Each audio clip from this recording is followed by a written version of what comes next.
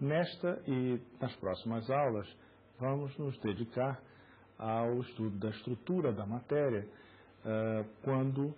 vista de um ponto de vista microscópico, também associado a conceitos que antes eram identificados com uma categoria de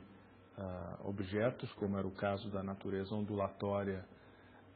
observada já desde o século XVIII, final do século XVIII, e da luz, das radiações e das ondas mecânicas, que já estudamos, e posteriormente identificadas essas propriedades ondulatórias na matéria, considerada anteriormente como composta de objetos cujo comportamento era puramente corpuscular e, portanto, sujeito às regras da mecânica que consideráramos anteriormente. No caso da radiação eletromagnética, em particular da luz na faixa do visível, ou seja, entre 400 nanômetros e 700 nanômetros, que foi objeto de estudo ao longo da história pela praticidade de obtenção, a interpretação de que a luz era essencialmente composta por um fenômeno ondulatório foi empregada por alguns estudiosos, como era o caso de Hooke, o mesmo Hooke da lei de restauração, da força restauradora que dá origem à noção de oscilador harmônico em sistemas mecânicos, e também de Huygens, que se dedicou fortemente aos fenômenos da óptica, que propuseram então a teoria ondulatória como um processo já amadurecido, e com essa teoria ondulatória, que nós sabemos ser efetivamente correta para o que eles estudavam, eles então obtinham todas as propriedades, inclusive as propriedades da óptica, que eram objeto de estudo para eles, como a refração e a reflexão. No entanto, um pouco depois, e mais ou menos na mesma época, sendo contemporâneos de Newton, eles enfrentaram então uma oposição muito severa, porque Newton não aceitava a teoria ondulatória e propunha, contrariamente, uma teoria corpuscular para a luz. Essa teoria corpuscular serviria então, e era fácil de compreender, para o caso da reflexão, e, no entanto, não estabelecia o resultado correto para a refração. No caso da refração, a teoria corpuscular de Newton previa que a velocidade de propagação da luz num meio com índice de refração, como o chamamos atualmente, com índice de refração maior, como é o caso da água em relação ao ar, a velocidade da radiação, que era então a luz, no meio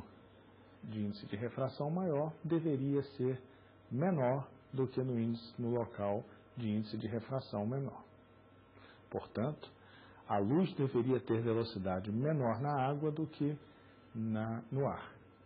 Pela teoria corpuscular de Newton, contrariamente, para que ele pudesse explicar a refração, ele teve que se valer da mudança de velocidade no sentido contrário, ou seja, ele teve que prever que a luz teria uma velocidade maior quando passasse para um meio de índice de refração maior e, portanto, a luz deveria se mover com velocidade maior na água do que o faz no ar. Ora, esta contradição evidente não podia ser rebatida, inclusive pela dificuldade experimental que já discutimos anteriormente para medições de velocidade da luz, que a tecnologia da época não permitia com facilidade a determinação da velocidade da luz e, consequentemente, fazer a escolha de qual modelo era mais adequado por este caminho. Posteriormente, através do experimento de Young, aí em 1801, divulgado em 1801, esta teoria ondulatória prevaleceu sobre, após décadas de embates conceituais, sem uma conclusão, a dúvida, vamos dizer assim, foi resolvida via experimentos desenvolvidos por Young, Thomas Young. Outro pesquisador estudioso dos fenômenos da ótica, que também se dedicou grandemente à época a esses estudos, foi Fresnel, e que embasou, inclusive, a teoria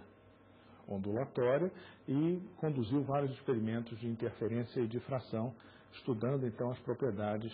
referentes a esses fenômenos. Ademais, ele formulou a noção de que o erro a que Newton teria sido levado, essencialmente pela propagação retilínea da luz, decorria do fato de que os comprimentos de onda da luz visível eram pequenos. Então, daí ele ter sido conduzido a este equívoco. Essa era, então, a proposição de Fresnel.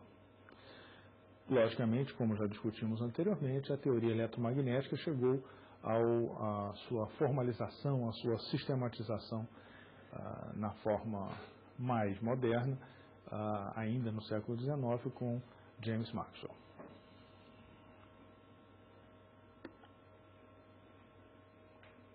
No final do século XIX, e aí caminhando para o início do século XX,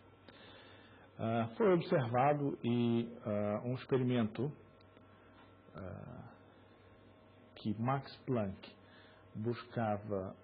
explicar essencialmente acerca da radiação térmica dos materiais que absorvem uma grande quantidade de calor, e depois ele estudava então o espectro, as energias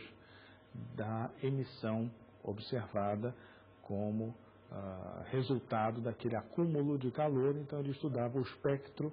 daquela radiação emitida por um objeto aquecido. Esse fenômeno, no contexto em que ele estudava, era então chamado de radiação do corpo negro, e ele observou que essa emissão de radiação era consistente com uma proposição de que a energia pudesse estar sendo emitida na forma de pequenos pacotes com energias bem determinadas. Curiosamente, ele explicou os resultados, apresentou essa explicação e, no entanto, não observou que a razão subjacente a esta explicação que ele próprio adotou e que lhe parecia apenas um recurso de cálculo, era um princípio muito mais fundamental e que ele não conseguiu enxergar naquele momento, em 1900. Pouco tempo depois, 5 anos depois,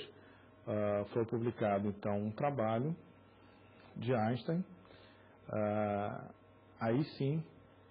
observando que aquelas explicações já anteriores, já de Planck, eram uma base para se compreender que, na essência,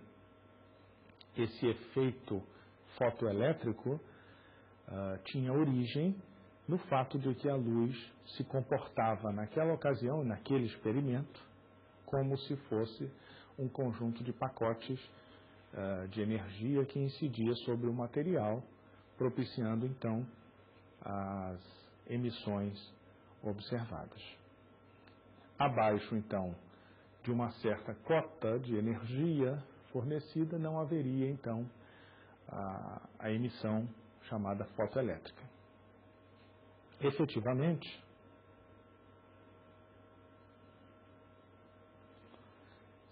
sendo a energia de cada fóton energia igual a H, uma constante, multiplicada por F, sendo F então, a frequência daquele fóton, isto significa daquela radiação, isto significa que ele é, então,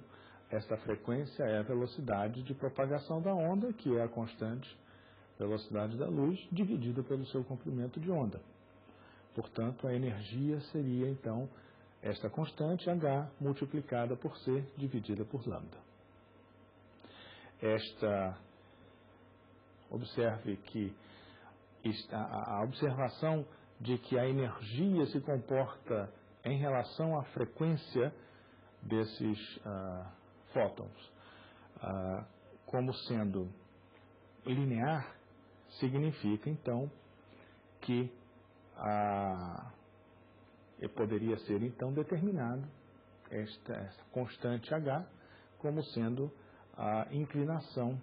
da reta que se construía no experimento do efeito fotoelétrico. Mas, sobretudo, abaixo de uma certa frequência, não haveria a retirada de elétrons do material sendo irradiado com aquela radiação, abaixo de uma certa frequência. E, portanto, abaixo dessa frequência, a colisão de um fóton com uma certa energia com um elétron não era capaz, então, de removê-lo daquele material. Portanto, abaixo deste limiar não acontecia, então, a ionização. Como exemplo, vamos simplesmente para quantificar, determinar quais as energias dos fótons de luz dos comprimentos de onda entre 400 nanômetros e 700 nanômetros.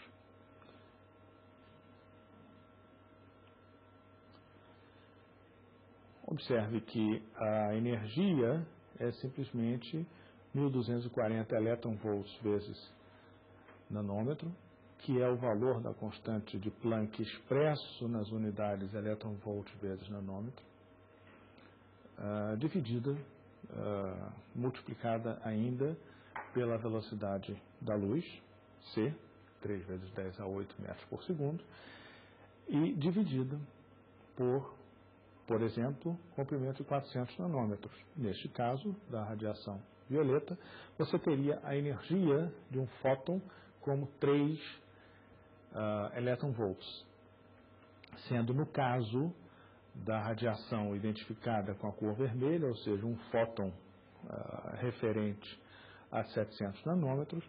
a energia de cada fóton individualizado seria de 1,8 elétron-volts. Ou seja, essas são as quantidades de energia que são capazes, poucas unidades de energia, como veremos adiante, são capazes de remover elétrons de um estado energético para um estado seguinte, ou mesmo afastá-lo completamente dos átomos em torno dos quais os elétrons orbitavam, para usar uma figura pictórica de Rutherford, no modelo atômico de Rutherford. No caso de um raio-x, observe que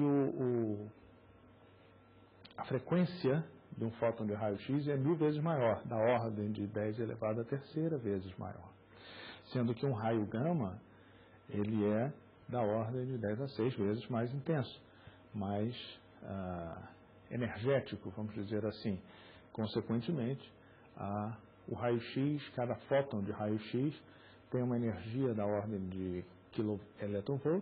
enquanto que raios gama podem ter energias muito variadas, evidentemente, mas na faixa, por exemplo, de milhões de elétron-volts.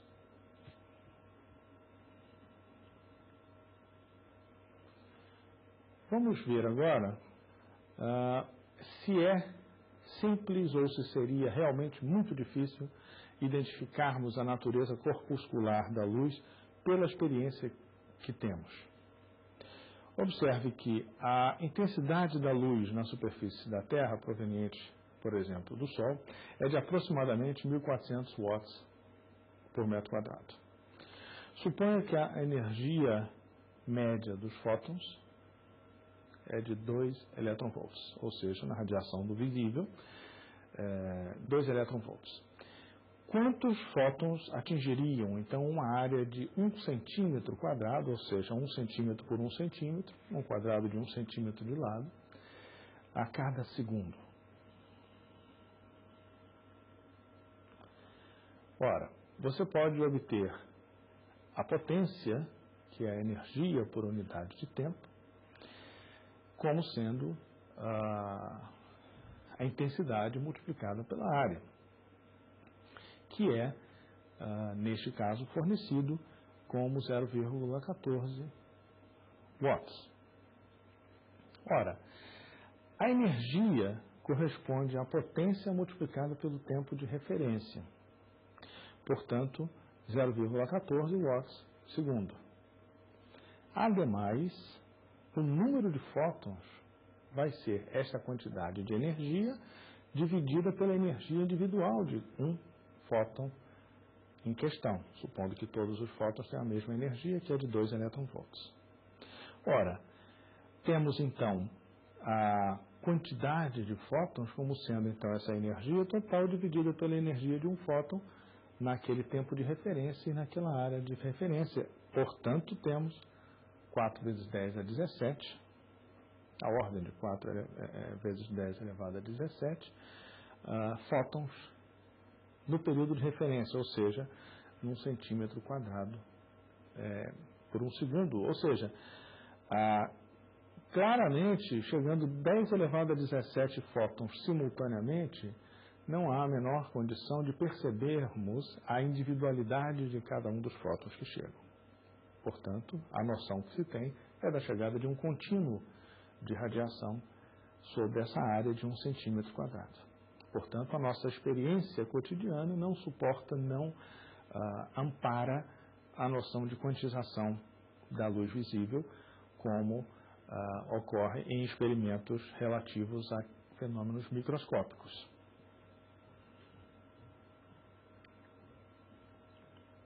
No caso, então,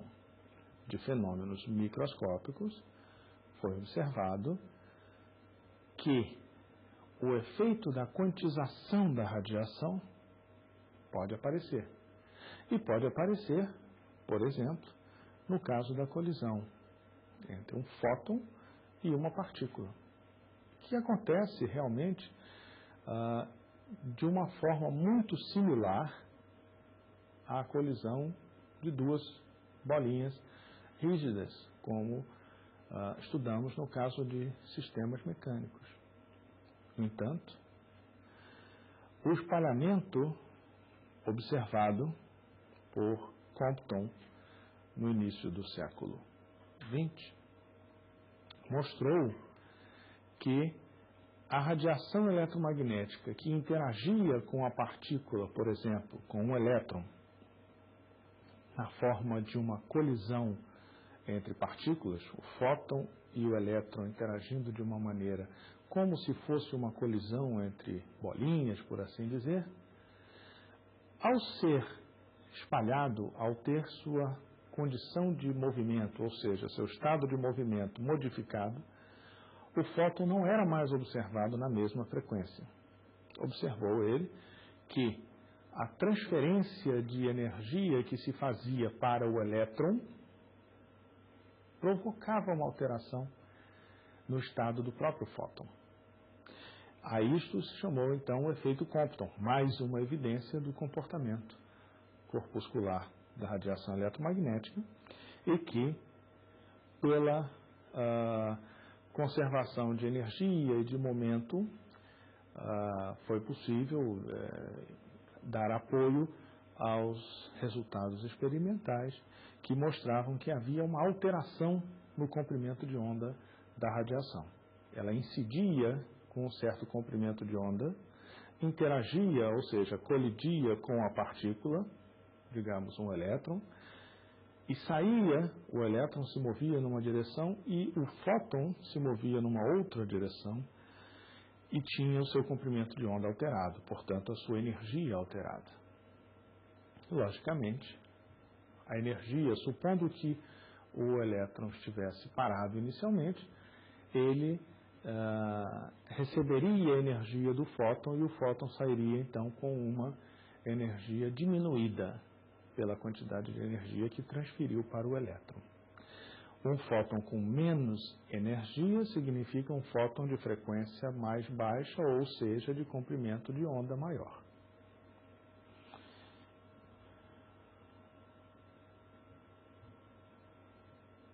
Como exemplo, considere um fóton de raio-x de 6 picômetros, ou seja, 6 vezes 10 elevado a menos 12 metros. Este fóton de raio-x colide frontalmente com um elétron que estava em repouso, de forma que, por coincidência, por uma situação experimental observada, o elétron espalhado seguiu em direção oposta à do fóton que foi o incidente e, consequentemente, o emitido, vamos dizer assim, porque o comprimento de onda foi alterado, então o resultante, comprimento de onda alterado do fóton observado posteriormente a esta colisão é então menor, comprimento de onda, maior do que o comprimento de onda do fóton incidente. Qual seria, neste caso, a energia cinética de recuo do elétron? Ora, utilizando então a noção de conservação que foi expressa anteriormente, seria imediato, por aplicação da fórmula que fornece a variação do comprimento de onda do fóton, observar que o comprimento de onda do fóton que resultou depois da colisão era o comprimento de onda inicial, comprimento de onda do fóton incidente antes da colisão, somado com a constante de Planck dividida pela massa do elétron, multiplicado pela velocidade da luz, multiplicado ainda por 1 menos cosseno θ, como vimos na expressão anterior. Ocorre, no entanto, que como tudo se dá ao longo da mesma linha, trata-se de um fenômeno em que o cosseno é um cosseno zero, ou por assim dizer, π, e, portanto, você vai ter o cosseno com valor menos 1, o que gera, então, um resultado de 10 picômetros para o comprimento de onda do fóton resultante. Ora, o fóton incidente tinha 6 picômetros de comprimento de onda e pode-se escrever, então, pela conservação de energia incidente e ao final da colisão, que a energia cinética transmitida, então, para o elétron é de 93 keV, ou seja, 93 mil elétron-volts. Observe um aspecto importante, é que a energia estacionária, ou seja, a energia intrínseca de um elétron que esteja em repouso, a energia essencial, vamos dizer assim, do elétron, é de 511 keV. Ou seja, esta energia da qual estamos falando neste experimento da colisão de um fóton de raio-x com um elétron, transmitiu a este elétron uma energia de 93 keV, que é aproximadamente 20% da energia de repouso do elétron. Ou seja, é mais adequado, neste caso, sob pena de se errar um pouco, que se utilize uma expressão para a energia cinética de movimento mais compatível e não a expressão clássica 1 meio de mv2. Por quê? Porque esta energia já é uma energia comparável à energia essencial desse elétron e, consequentemente, efeitos já da relatividade já devem ser levados em conta, ou seja, o fator de correção referente a velocidades muito grandes já deve ser empregado, neste caso, na descrição da energia cinética de movimento do elétron.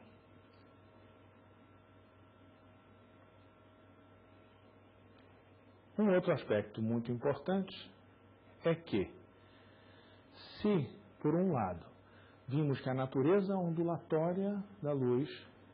foi observada e consolidada e, posteriormente, completada, por assim dizer, com uma visão de que a natureza ondulatória e a natureza corpuscular, de alguma forma, teriam que conviver na descrição da luz, por exemplo, da radiação eletromagnética. Por outro lado, no caso dos fenômenos relativos a corpos em movimento, sólidos, imaginávamos, que depois, em escala microscópica, poderiam ainda se comportar como sólidos, isso teve que ser gradualmente adaptado, porque a própria matéria passou a ser conhecido e compreendido que ela também apresentava uma natureza ondulatória, não apenas a natureza corpuscular clássica que considerávamos anteriormente. Ora, em 1913, já no início então do século XX, Niels Bohr, que estudava um dos formuladores iniciais, inclusive, da física quântica e de toda essa reflexão que levou a essa física moderna, ao desenvolvimento dessa física moderna, Bohr estudou então a estrutura atômica e foi levado a propor,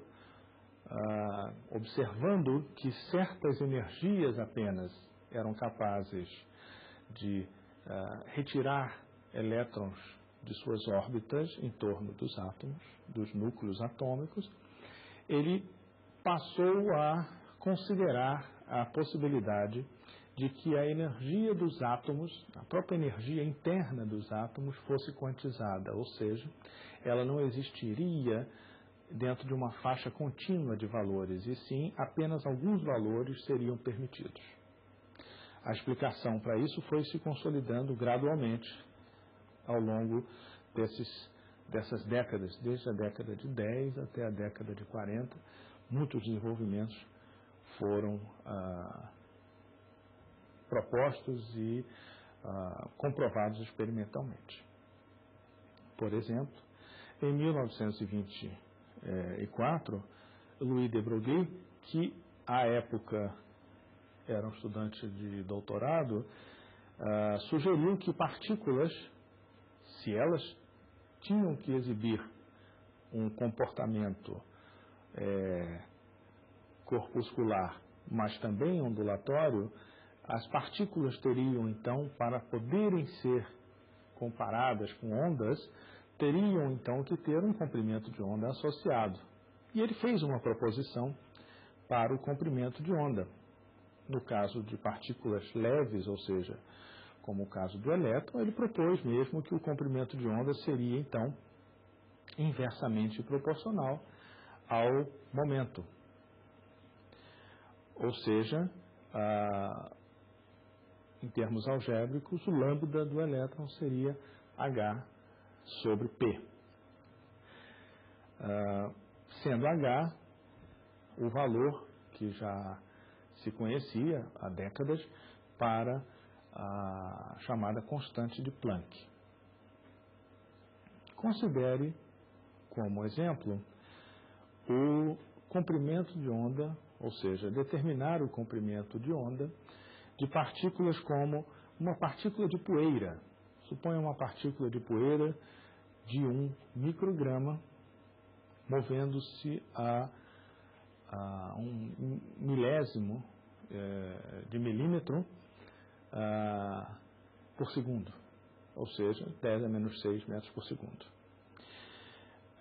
Também considere uma bola de 170 gramas que se mova a 100 km por hora. Ou seja, vamos calcular então o comprimento de onda de de Broglie, dentro da proposição de de Broglie, para estes objetos. Lembrando que o diâmetro de um núcleo atômico é da ordem de 10 elevado a menos 15 metros.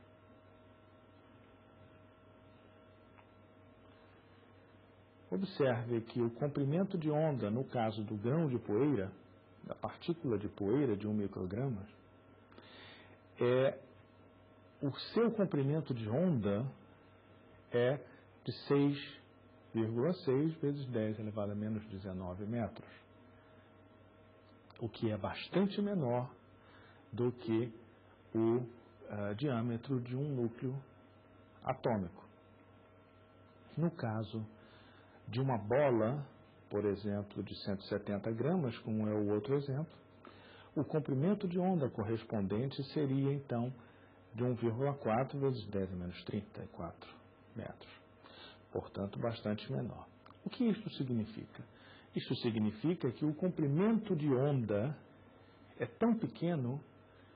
que nós não vamos perceber propriedades ondulatórias neste caso. Nem do grão de poeira, nem do caso desse objeto sólido de 170 gramas a 100 km por hora. Ou seja, a gente vai dizer que esse objeto se comporta como um objeto completamente localizado e que não exibe um comportamento ondulatório visível para os nossos sentidos.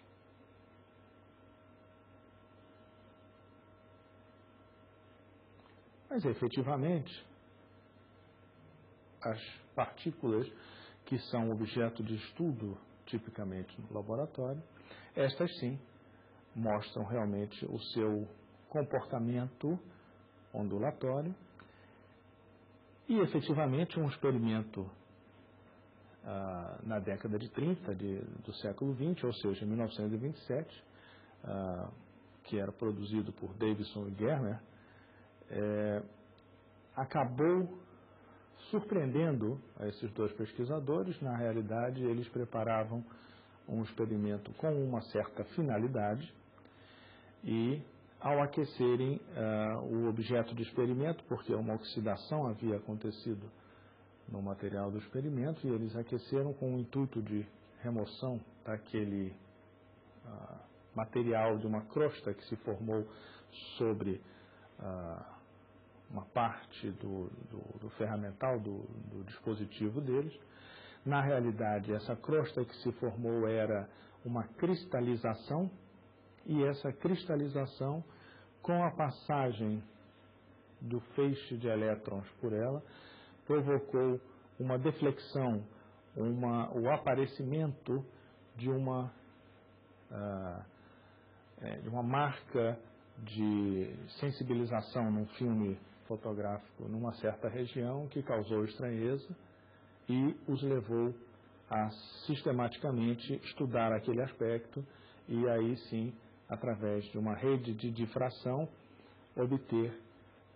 o ângulo de espalhamento dos elétrons exatamente onde preveria a teoria ondulatória, com o comprimento de onda sendo calculado pela formulação de de Broglie de 3 anos antes. Portanto, é uma coincidência, por assim dizer, que leva a um resultado científico para este contexto em que eles, na realidade, estão atentos aos desenvolvimentos que estão acontecendo. Na mesma época, Thomson, que esse é filho de J.J. Thomson, observou o mesmo efeito num outro tipo de arranjo cristalino, especificamente elaborado, aí no caso de Thomson, o experimento era especificamente elaborado para buscar o comportamento ondulatório de elétrons. Então, são fenômenos estudados por vários pesquisadores e que também, nesta época, produziram trabalhos independentes e que consolidavam a natureza ondulatória da matéria.